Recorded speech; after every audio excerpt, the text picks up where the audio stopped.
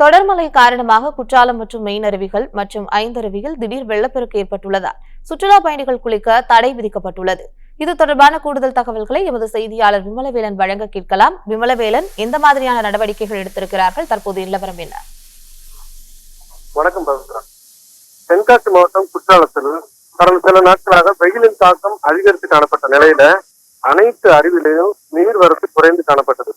இந்த நிலையில தென்காசி மாவட்டம் மேற்கு தொடர்ச்சி மலைப்பகுதியில கடந்த சில நாட்களாக பெற்று வரும் தொடர் மழையின் காரணமாக மேற்கு தொடர்ச்சி மலைப்பகுதியில் உள்ள குற்றாலம் மெயின் அருவி மற்றும் ஐந்தருவியில இரவு காலையில திடீர் வெள்ளப்பெருக்கு ஏற்பட்டது.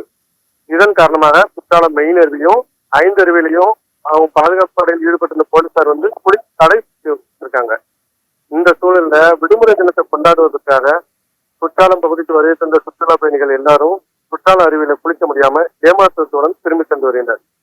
இதுல கூடுதல் தகவல் என்னன்னா, குற்றாலம் மெயின் அருவி மற்றும் ஐந்தருவியில தடை விதிக்கப்பட்டிருக்க இந்த சூழ்நிலையில பழைய குற்றாலம் மற்றும் புலி அருவியில குளிக்க அனுமதிக்கப்பட்டிருப்பது இந்த சுற்றுலா பயணிகளுக்கு ஆறுதலை தந்திருக்கிறது. தொடர் மழை காரணமாக அருவியில் தற்போது வெள்ளப்பெருக்கு ஏற்பட்டுள்ள காரணத்தினால் சுற்றுலா பயணிகள் குளிப்பதற்காக தடை விதிக்கப்பட்டுள்ளது என்ற செய்தியை எமது செய்தியாளர் வழங்கிட கேட்டோம்.